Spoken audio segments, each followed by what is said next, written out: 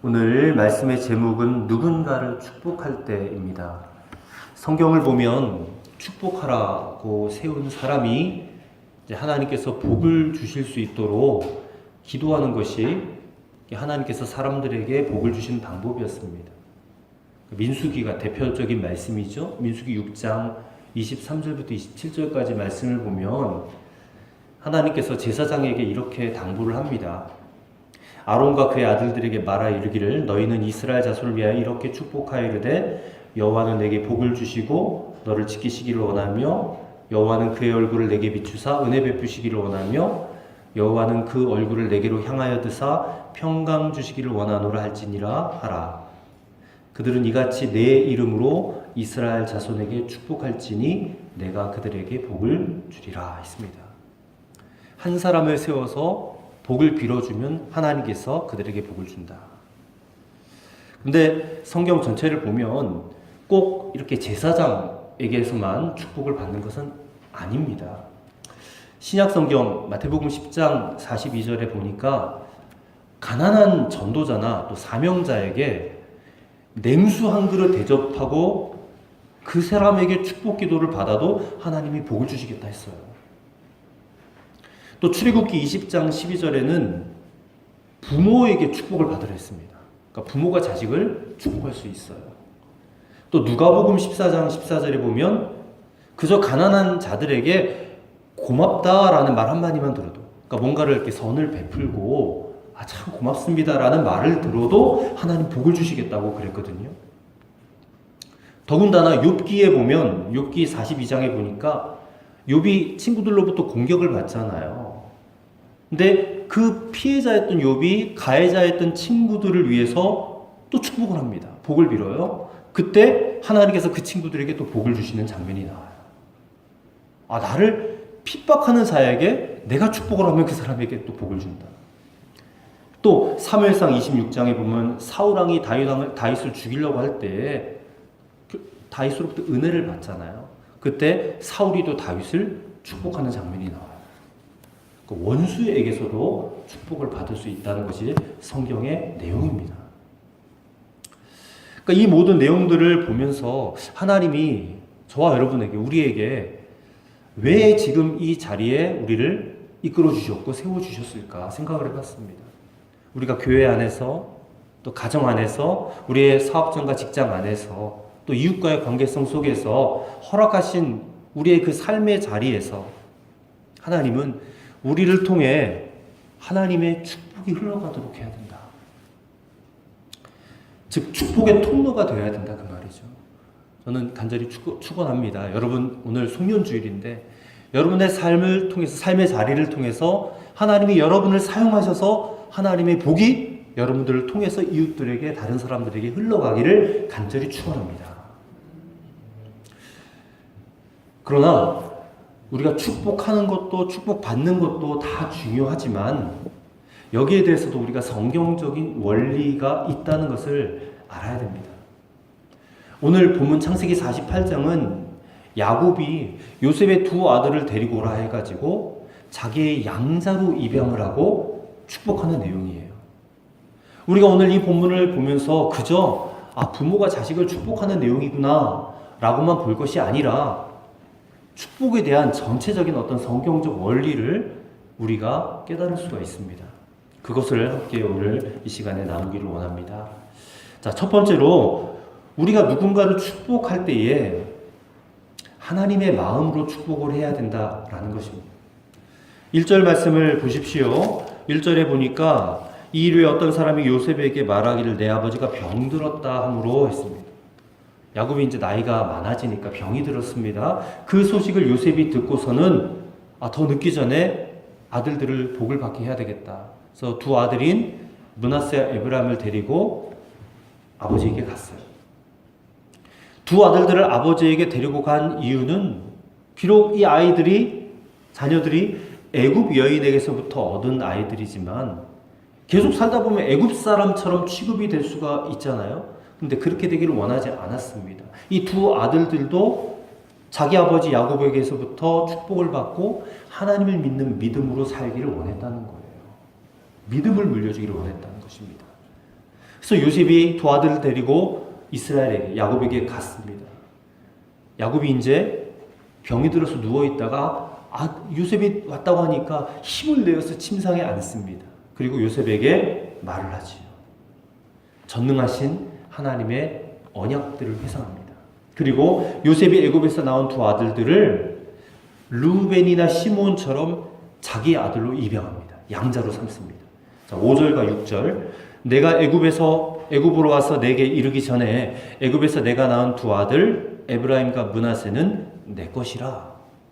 르우벤과 시몬처럼 내 것이 될 것이요 이들 후에 내 소생은 내 것이 될 것이며 그들의 유산은 그들의 형의 이름으로 함께 받으리라 했습니다.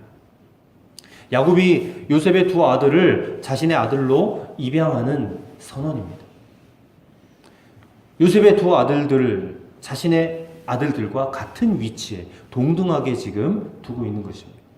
그리고 요셉이 그 다음으로 낳은 아들들은 이제 요셉의 소유가 돼요. 즉 야곱이 이제 요셉을 축복한 데 있어서 요셉 대신에 요셉의 두 아들인 에브라임과 므낫세를 축복함으로 어떻게 보면 요셉이 다른 형제들보다 2배의 복을 받은 거예요. 다른 형제들보다 2배의 축복을 받게 되었다. 이것은 요셉이 이스라엘의 장자의 복을 받은 것을 의미한 것입니다. 장자의 축복을 받았어요. 역대상 5장 2절에 보면 장자의 명분은 요셉에게 있다 그랬습니다. 그래서 이스라엘의 12지파 가운데 요셉의 두 아들인 에브라임 지파, 므낫세 지파가 들어가 있는 거예요. 요셉의 두 몫입니다. 그런데 우리가 야곱의 이 축복을 보면서 분명히 깨달아야 될 것이 있다면 야곱이 이 자녀들을 축복을 할 때에 자기 멋대로 자기 마음대로 축복한 것이 아니다라는 것입니다. 한마디로 그는 하나님의 마음으로, 하나님이 주시는 마음으로 축복을 했다는 것입니다. 야곱이 이들에게 축복 기도하기 전에 결코 자기 감정으로 서두르지 않았습니다. 먼저 하나님을 깊이 묵상하였음을 볼 수 있습니다. 3절과 4절에 이전에 가나안 땅 루스에서 전능하신 하나님이 내게 나타나사 복을 주시며 내게 이르시되 내가 너로 생육하고 번성하게 하여 내게서 많은 백성이 나게 하고 내가 이 땅을 내 후손에게 주어 영원한 소유가 되게 하리라 하셨느니라. 지금까지 살아오면서 야곱에게 나타났던 하나님은 그냥 생각 속에 어떤 관념적인 어떤 그런 하나님이 아니라 야곱의 생애 가운데 실제 하신 하나님이셨어요. 진짜 실제로 나타나시고 역사하셨던 하나님, 오늘도 살아계시는 하나님, 그런 하나님이셨다는 거예요. 그래서 그 하나님의 이름으로 지금 축복을 할 때에 절대로 자기의 생각으로 축복해서는 안 된다라는 것을 알았다는 것입니다. 그래서 지금 요셉의 두 아들들을 축복하려는 이 거룩하고 긴장된 순간에 다시 한번 축복의 근원이신 하나님, 그 하나님이 누구신지를 깊이 묵상하였다는 것입니다. 저는 이 본문을 읽으면서 저를 한번 생각해 봤습니다. 제가 목사가 되어서 그동안 많은 교우들을 위해서 축복 기도를 해드렸습니다. 그런데 무엇보다도 하나님의 마음을 품는 깊은 기도와 어떤 그런 신뢰함으로 축복 기도를 했다기보다는 그저 축복 기도를 받는 성도들이 그 귀에 듣기에 좋고 어떤 풍성한 내용으로 복을 빌어 드려야 되겠다. 그러니까 하나님 마음보다는 그 사람이 듣기에 얼마나 좋은 내용으로 풍성한 내용으로 기도하는 것이 좋을까, 그런 생각이 더 많이 앞섰다는 거예요. 그게 회개가 되더라고요. 회개가. 저도 그렇지만 여러분들도 누군가를 위해 축복 기도를 할 때에 그냥 아무렇게나 그 사람 듣기에 좋으라고 기도해서는 안 됩니다. 우리 모두가 다 마찬가지예요. 그 사람을 향한 하나님의 마음이 무엇인지, 어떠한지를 분명히 알고 깊이 하나님을 좀 생각해보고 그 마음을 받아서 축복을 해야지만이 그 기도가 효력이 있지 않겠습니까? 그리고 그렇게 빌어주었던 복도 그 사람에게 이루어지지 않겠는가, 그런 생각을 해보게 되었습니다. 하나님의 마음이 중요해요. 하나님의 마음을 구하면 여러분들에게 부어주실 줄을 믿습니다. 하나님, 제가 저 사람을 축복하게 오네요. 우리 아이들을 축복하게 오네요. 하나님의 마음을 부어주세요. 하나님의 생각을 좀 부어주세요. 어떻게 축복해야 될지, 무엇을 복을 빌어줘야 될지 하나님 역사해 주세요. 그렇게 구하고 하나님 주시는 마음을 가지고 기도해 주세요. 그러면 그 기도가 응답받게 될 줄 믿습니다. 두 번째로, 축복의 물줄기가 흘러갈 수 있도록 열어놓고 살아가야 된다는 것입니다. 이게 무슨 말이냐? 우리가 하나님의 축복을 생각할 때에 하나님께서 주시려는 복이 우리가 사실 결코 예측 불가능한 것은 아닙니다. 우리가 자꾸 계속해서 하나님을 생각하고 하나님의 마음, 하나님의 어떤 그런 생각들에 계속해서 초점을 맞추다 보면 하나님께서 복을 주실 때에 어떤 기준이 있다는 것을 알게 돼요.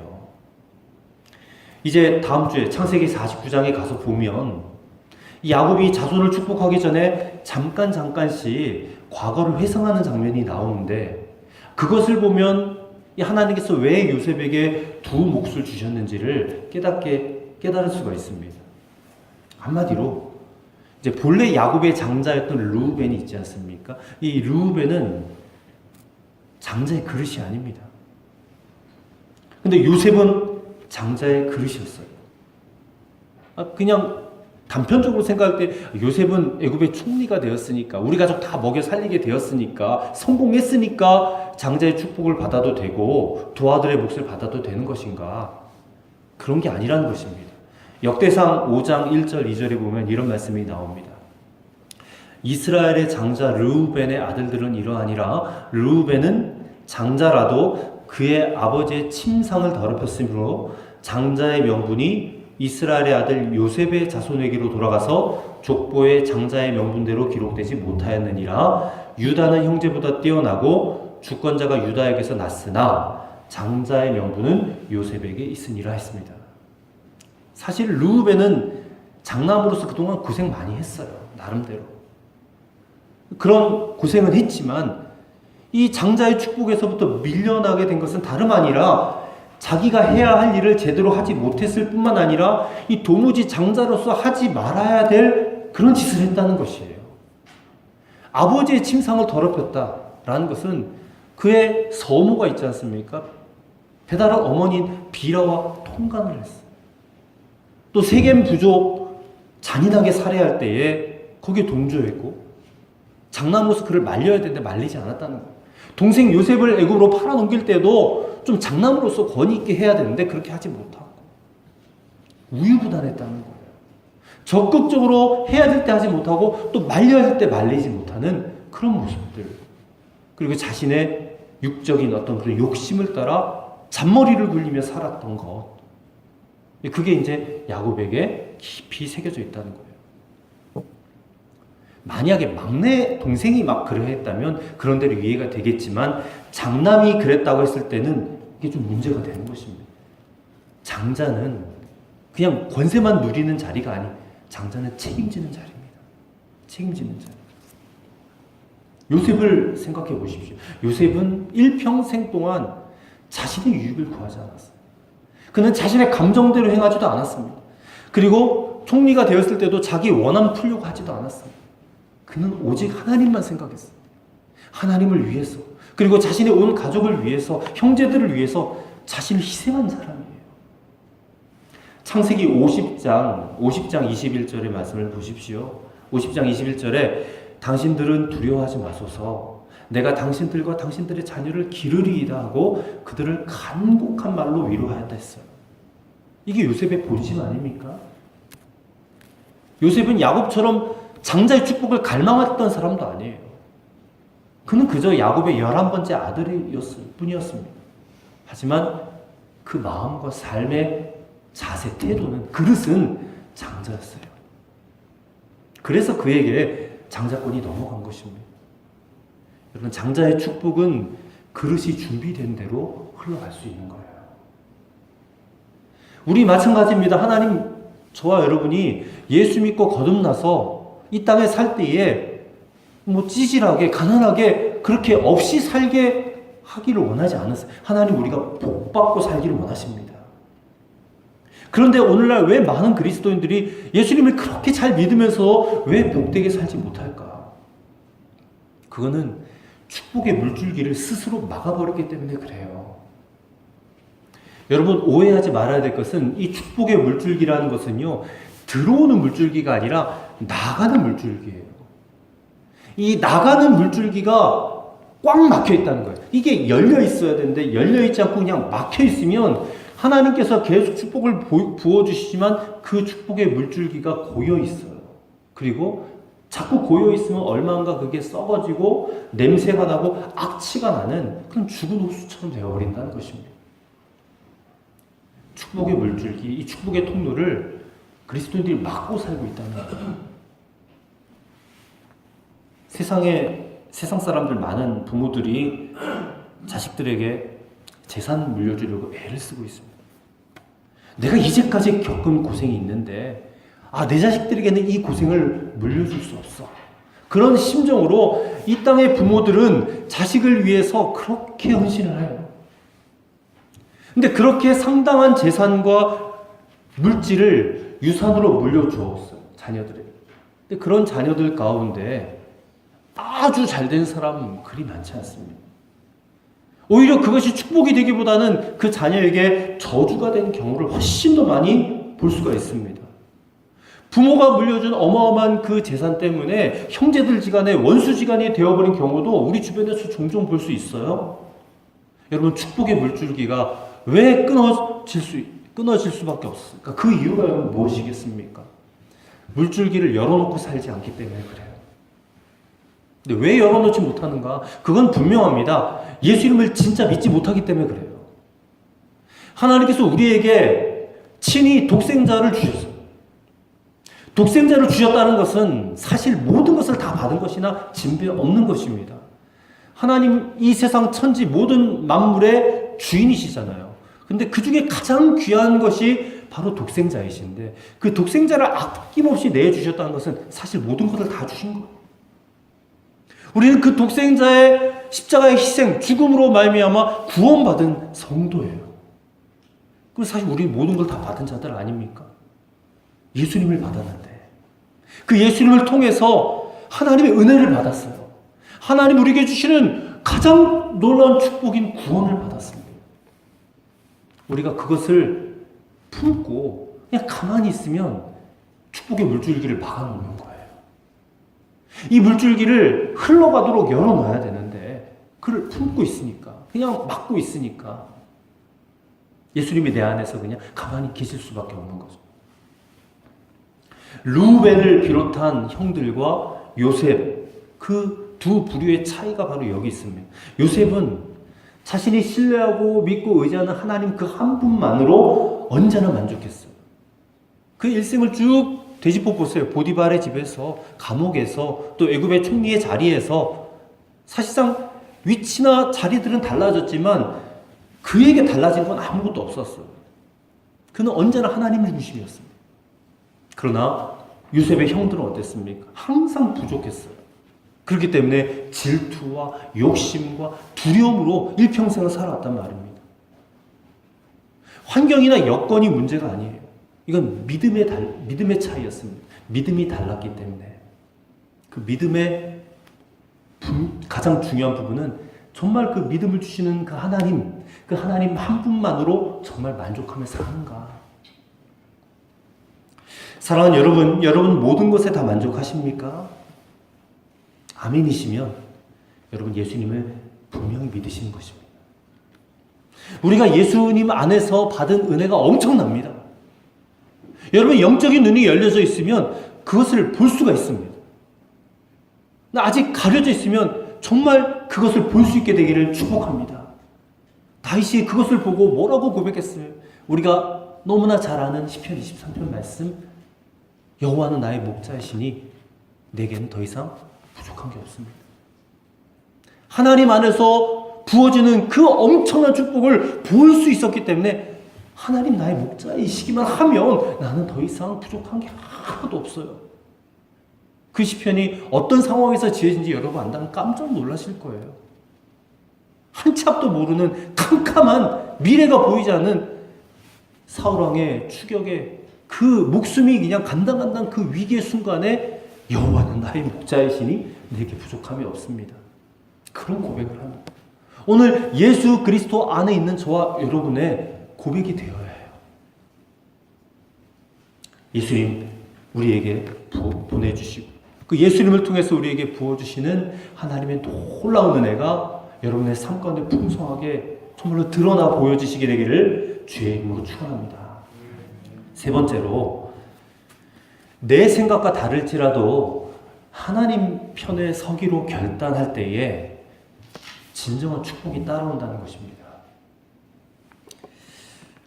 자, 이제 요셉 얘기를 다시 계속해 보겠습니다. 요셉이 그의 두 자녀인 에브라임과 므낫세 에브라임이 야곱으로부터 축복 기도를 받도록 하기 위해서 이 아버지 야곱이 눈이 잘 보이지 않으니까 이 야곱의 손이 아들들의 머리에 잘 얹어지도록 어떻게 하냐면 장남인 므낫세는 아버지의 오른손에 딱 머리를 댈 수 있도록 밀고 그리고 차남인 에브라임은 아버지 왼손 쪽으로 머리를 이렇게 갈 수 있도록 이렇게 아버지께 가까이 밀었습니다. 근데 14절의 말씀을 보십시오. 14절. 이스라엘이 오른손을 펴서 차남 에브라임의 머리에 얹고 왼손을 펴서 므낫세의 머리에 얹으니 므낫세는 장자라도 팔을 엇박고 얹었더라. 이게 무슨 말입니까? 원래 이 아버지의 오른손 우수의 장자의 머리가 닿아야 되는데 차남에게 머리가 갔고 왼손으로 장남의 머리에 이렇게 엇바꿔서 이렇게 얹었다는 것이 순간 요셉이 당황할 수밖에 없었죠. 아버지가 나이가 들어가지고 눈도 보이지 않고 또 분별력이 떨어져가지고 지금 저렇게 하시는가. 그래서 아버님 지금 머리 얹은 손이 바뀌었습니다. 이렇게 말하면 아버지가 내가 잘못했나 보다 하고 손을 바꿀 줄 알았는데 대답이 전혀 의외의 대답이 나와요. 19절 말씀에 보면 나도 안다. 내 아들아 나도 안다. 나도 알고 그렇게 한 것이다. 일부러. 그러면서 네 아우가 그 차남이 형보다 큰 자가 될 것이고 그렇기 때문에 내가 이 아우에게 오른손을 얹은 것뿐이다. 이 말을 들은 요셉이 깜짝 놀라는 거예요. 다 알고 그렇게 하셨다니. 놀라긴 했지만 한 가지 분명한 것을 알았습니다.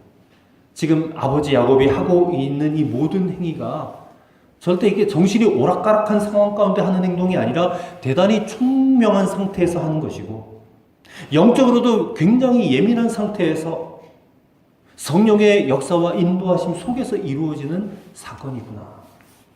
그러면서 차남인 에브라임이 장자인 므낫세보다 더 큰 자가 될 것이다라는 그 예언을 듣는 거예요. 여러분 왜 차남인 에브라임이 장자의 축복을 받게 되었을까? 여기에 대해서 생각해 보신 적 있습니까? 아까 그 야곱의 장자인 르우벤처럼 그렇게 장남으로서 하지 말아야 될 그런 행동을 하고 좀 축복을 받기, 장자의 축복을 받기에 좀 부족한 점이 있었기 때문에 못 받았을 것일까? 성경에 안 나옵니다. 장자인 므낫세가 못나서 잘못한 행동이 있기 때문에 축복을 못 받은 것이 아닙니다. 알 수가 없어요. 창세기나 구약 성경 전체를 보더라도 그 내용이 나오지 않습니다. 근데 이상하게 창세기를 보면 이 차남이 장자의 축복을 받는 게 자꾸 반복이 돼요. 가인 대신 아벨이 받잖아요. 축복을. 또 이스마엘 대신 이삭이 받고 에서 대신에 야곱이 받고 그리고 므낫세 대신에 에브라임이 장자의 축복을 받아요. 그 이유가 무엇일까? 몰라요. 알 수가 없습니다. 근데 한 가지 분명한 것은 하나님의 생각은 우리의 생각과 다르다. 그 점은 분명합니다. 그게 이사야서에 나오죠. 이사야서 55장 8절 9절에 내 생각이 너희 생각과 다르며 내 길은 너희 길과 다릅니다. 이는 하늘이 땅보다 높음 같이 내 길은 너희 길보다 높으며 내 생각은 너희 생각보다 높음이라 했습니다. 한마디로 말 하나님이 갖고 계신 그 위대한 생각들, 그 섭리들을 너희는 감히 상상하지도 못한다.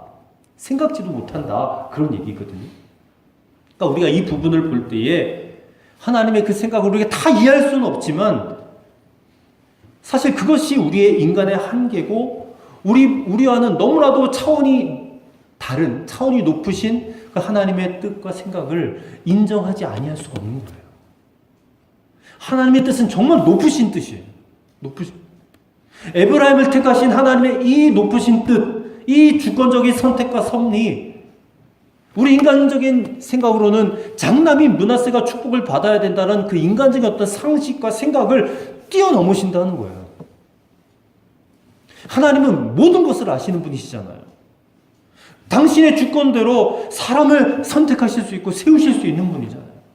여러분, 우리 인생에 정말 중요한 것은 하나님의 마음, 하나님의 뜻입니다. 그 뜻을 우리가 헤아릴 줄 알아야 되고 인정할 줄 알아야 된다는 거예요. 우리 인간이 이런 하나님의 높으신 뜻을 보면서 아니 하나님, 우리 편에서는 이게 옳은데 왜 하나님 맘대로 하세요라고 항변할 수 없다는 것이에요. 그래서도 안 돼요.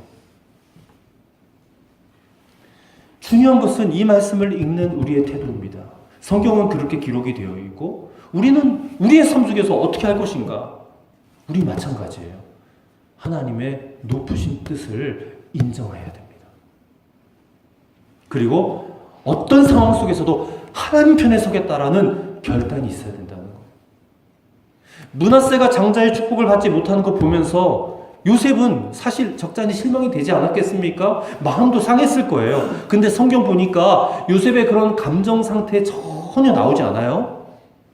우리는 요셉이 자기 하나님에 대한 믿음과 그 사랑을 익히 알고 있지 않습니까? 이게 지금 하나님 안에서 되어지는 일이잖아요. 그렇기 때문에 요셉은 분명히 그랬을 겁니다. 곧바로 이것이 하나님 안에서 이루어지는 섭리다. 인정하고 나는 하나님 편에 설 거야. 그렇게 마음을 굳혔을 것입니다. 여러분, 우리도 마찬가지. 우리의 삶 가운데 이해할 수 없는 일이 벌어져도 나는 하나님 편에 서겠다 결단해야 돼요. 링컨 대통령이 남북전쟁을 이끌어가면서 그런 기도를 했습니다.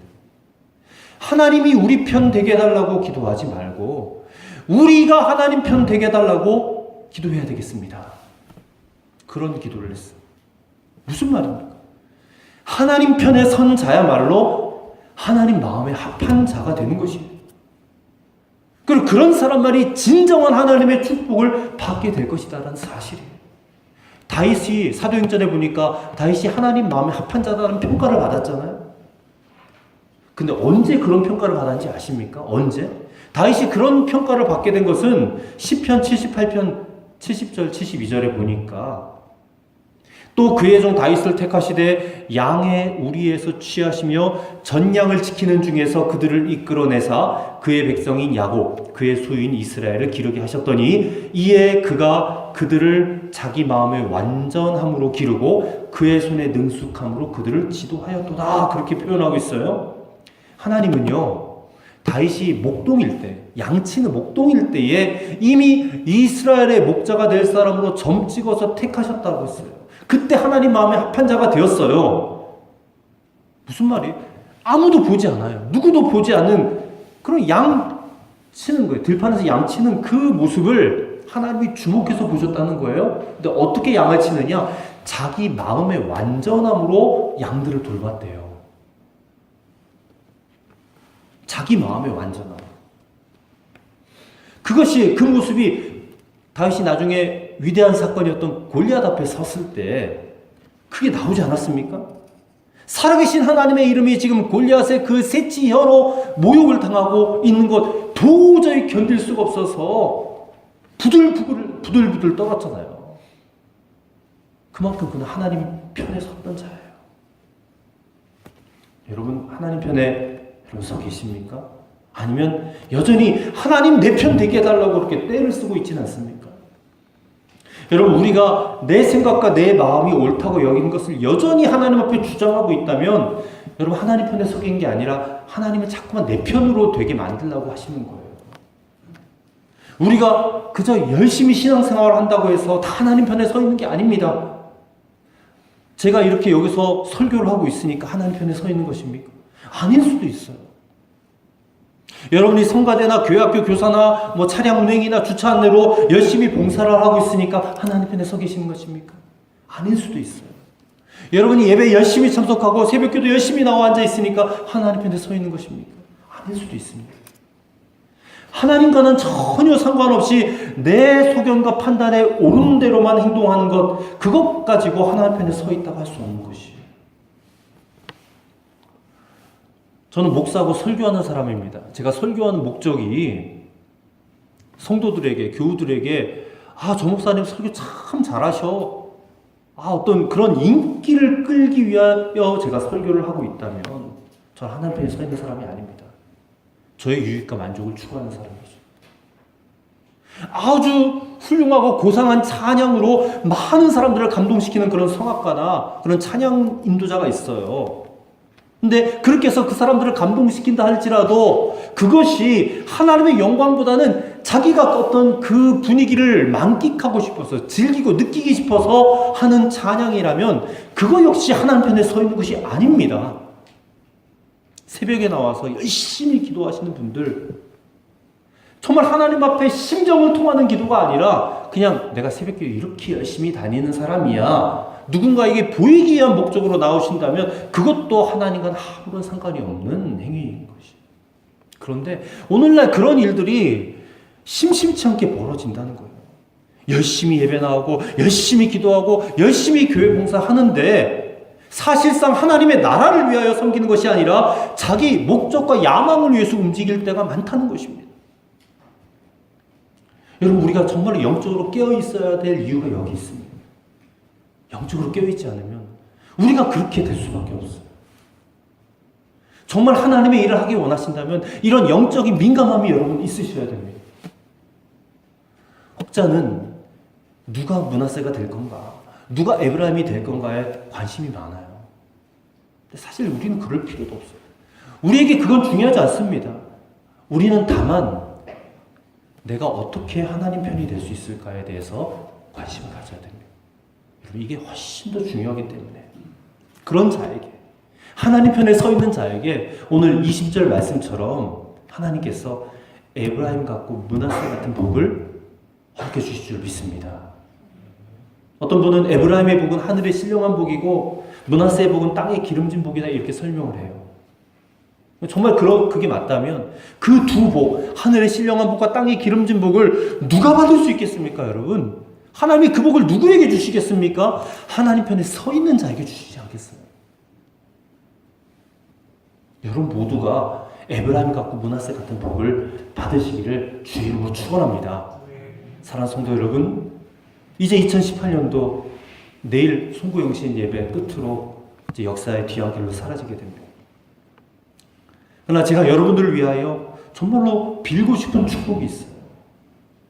바로 21절에 하나님이 너희와 함께 계시기를 원한다는 축복입니다. 우리 감리교 창시자신 존 웨슬리 목사님 돌아가시기 직전에, 임종하시기 직전에 남기신 유명한 말이 있죠. 가장 좋은 것은 하나님이 우리와 함께 계신 것이다. 가장 좋은 것, 가장 위대한 것, The best of all is God is with me, with us, 이렇게 되어 있죠. 여러분, 이 복, 하나님이 우리와 함께 하신 이 복이 저 여러분 평생 떠나지 않는 복 중의 복 되기를 오늘 마지막 송년 주일에 주님의 이름으로 간절히 축원합니다. 기도하겠습니다. 아버지 하나님, 2018년 마지막 주일 예배 주님 앞에 드립니다. 그리고 다시 한번 우리의 사명을 깨닫습니다. 바라기는 아버지여, 우리를 통하여 하나님의 복이 흘러가게 하시옵소서. 아버지, 우리가 좋은 축복의 통로 되게 하여 주시옵소서. 아버지, 우리가 좋은 그릇 되기 원합니다. 늘 하나님 편에 서 있는 그런 성도가 되기 원합니다. 우리가 어떤 자리에 있든지 어떤 상황이든지 하나님 그 편을 떠나지 않게 하여 주옵소서.